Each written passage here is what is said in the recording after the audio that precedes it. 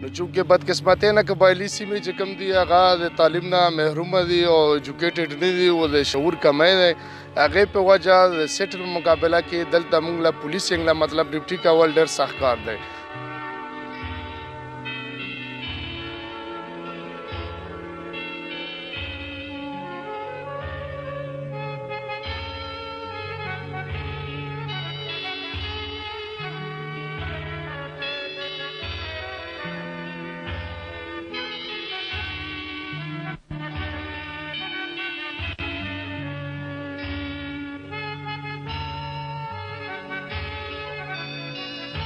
کتونکو د جمرود په بازار کې حاضر یم او تاسو ګورو دا وخت چې کوم دی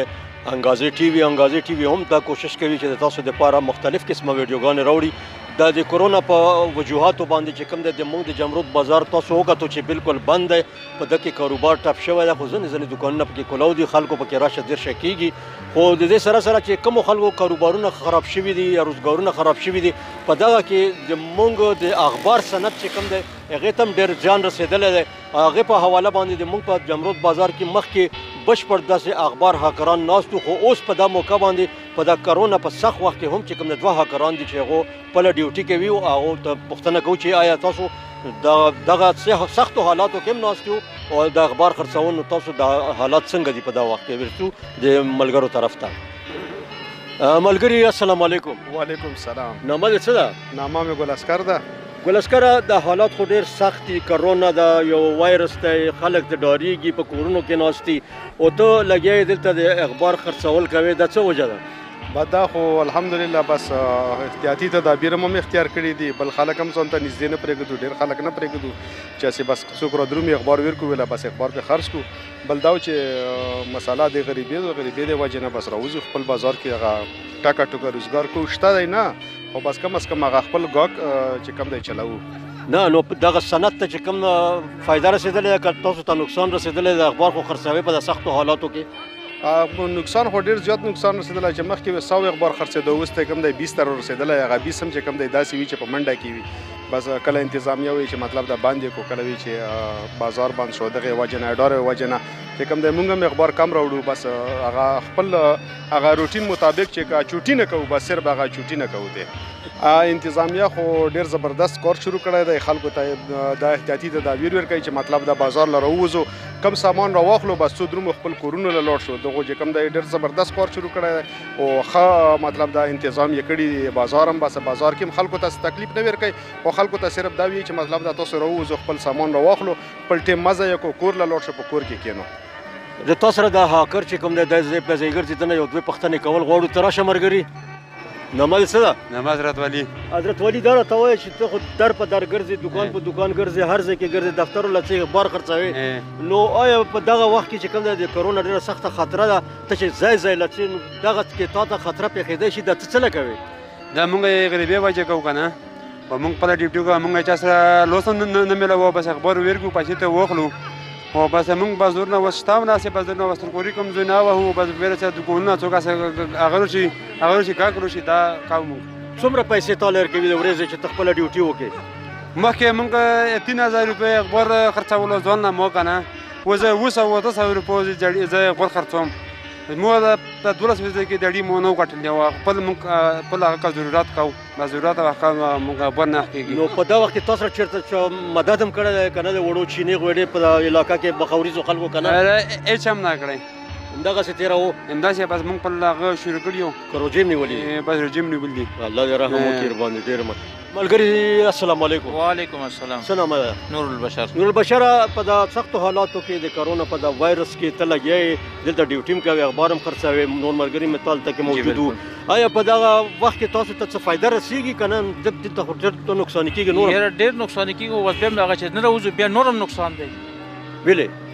چې په کور کې به ډېر کار خراب دی. نه نو د اخبار نه چې کوم دی خلک څه نه راځي، څه وجوهات دي؟ لارې هم بند دي، هر څه بند دي، څوک راوځي نه، او د وایرس نه هم ډار دی. د وایرس نه ډارېږي وایرس هم ډارېږي نو ته بیا احتیاطي تدابیر هم نه کوې ځان ته د هغه هم نه شولی اوس مې تصدیق وکړه ښه ما یې ډاره تا یې ډاره سیکورټي فورسز د موږ سره په دا موقع باندې ولاړ دی نو د هغه نه هم دا پوښتنه کوو چې تاسو دغه کومه ډیوټیانې کوو په د سختو حالاتو کې تاسو خپل کورونه پرېښي دي بچي هم پرېښي دي هر څه هم پرېښي دي نو آیا د خلکو رویه د تاسو سره څنګه ده او د تاسو د سیکورټي فورسز رویه د خلکو سره کوم قسم ده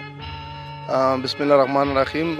دا کومه وبا چې راغلی ده هغې په داسې ده چې هغه ټوله نړۍ کې چې کوم دی هغې سخت هغه سره چې کوم دی خلک پرهیز یې چې کوم دی احتیاط یې چې کوم دی هغه د دې علاج دی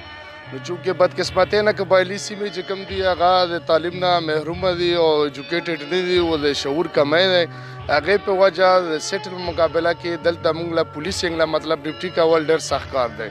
هغه دا وجه ده چې اویرنس کمی دی نو موږ چې چېرته ناکهبندي یا څه امپلیمنټیشن یا دفعه 144 په باره کې نو هغې نه د عوام ناواقفه دي نو موږ هغې سره په طریقه باندې هغه سمجوو پوهوو یې چې یاره دا به تاله هغه دی ته په کور کښېنه ته ماشومان په کور کښېنه وه بهر مه راوځه بازارونو کې مه ګرځه مجمع مه جوړوه ګڼو ګوڼو کې مه کښېنه واحد د دې علاج دا دی چې ګڼو ګوڼو نه پرهیز وکړي نو په هغې کې هم دوی داسې چې تعلیم کمي د وجې نه دوی الټا د موږ سره ریزلینګ وکړي نو موږ بیا هم هغه په ښه طریقه باندې پوه کړو هغه دا پوه کړو چې دا تا صحت لپاره ښې خبرې نه دي ته مهرباني وکړه ته بار مه ګرځه په کور کې کښېنه او موږ چې کوم دی تاسو لپاره موږ ولاړ یو موږ که دهشتګردي که پولیو که بل څه که هر قسم وبا ده پولیس چې کوم دی هغه فرنټ لاین دی او هغه د عوامو لپاره جنګېږي ډېره زیاته مننه ده کوم سره موجود دی الف شاه نه دا پوښتنه کوو چې په د بازار کې چې کومه پابندي لګېدلې ده د خلکو د ټولو جوړولو یو بل سره کېناستلو په حواله باندې نو آیا په دا کې تاسو خو خپل همت کوو په د سختو حالاتو کې راوتي یو په د بازار کې ورسره ګرځو راګرځو خپل بچي پرېښي دي او دلته موجود یو نو آیا څنګه دغه خلک د تاسو سره کوآپریشن کوي د خلک که نه بس همداسې وایي چې مړه خپل کار وکوي بسم الله الرحمن الرحیم بالکل یقین سره دا زه وایم چې زموږ د عوام چې دا ډېر ښه خلک دي دا زموږ سره تعاون کوي او بالکل دوی ښه فارزګاره دي او زموږ د قانوني په هغه باندې هغه ژوند تېروي او بالکل کلک ولاړ دي او د صفایي خیال هم ساتي او دغه سیرې